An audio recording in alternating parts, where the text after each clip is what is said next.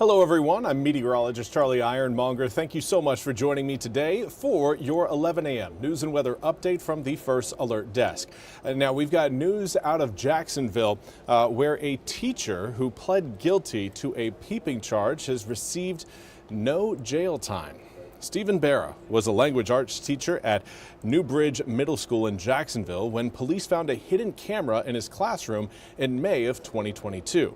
Now, Barra was charged with multiple counts of felony secret peeping, but police never explained why the students were undressing in the man's classroom.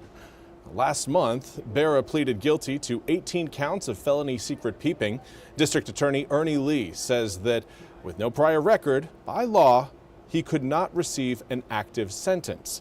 A judge sentenced him to a suspended sentence with a 2.5 years of supervised probation.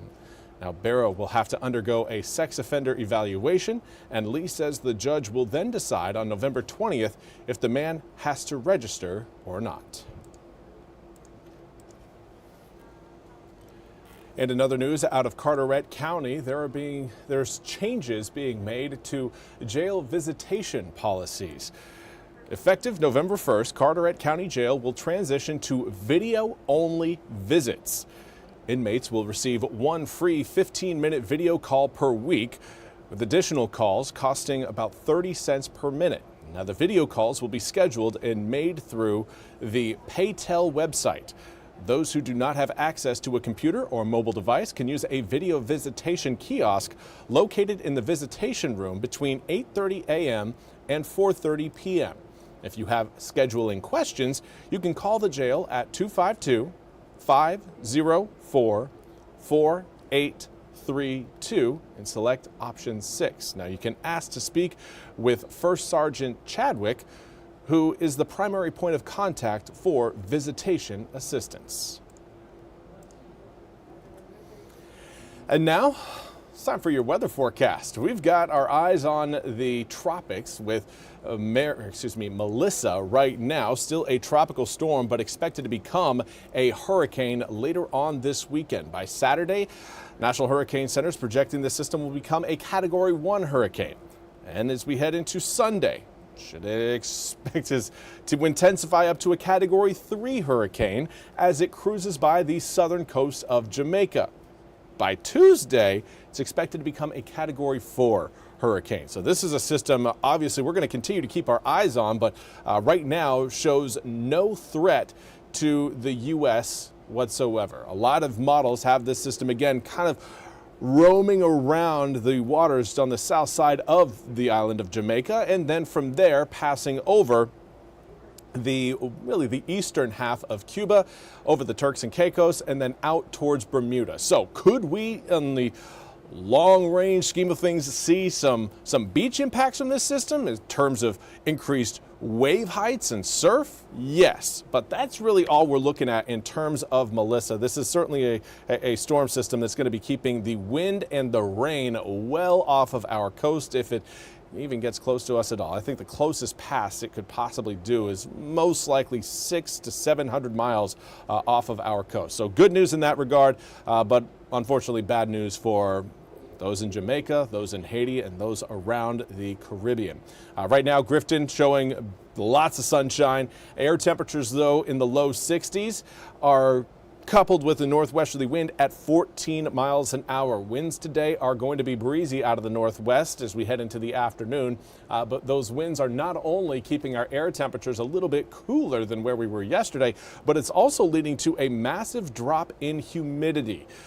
Those winds, again, out of the northwest are really being pushed in by an area of high pressure. This is not a low pressure system that's causing this change. It is a high pressure system that will keep us dry.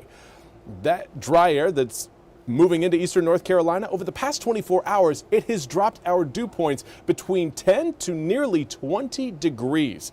That is a significant drop, and it's why we're really encouraging people to avoid any sort of burning right now. The air is dry, the ground is dry, as we've got not only a moderate, but even a severe drought across a good portion of eastern North Carolina, and no real rain in the forecast until we get into next week.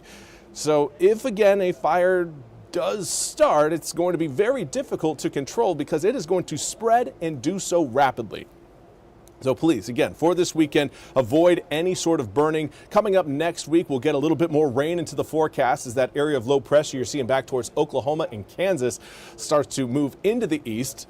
Late Sunday night, more so through the day Monday, and then lingering around the coast on Tuesday and Wednesday.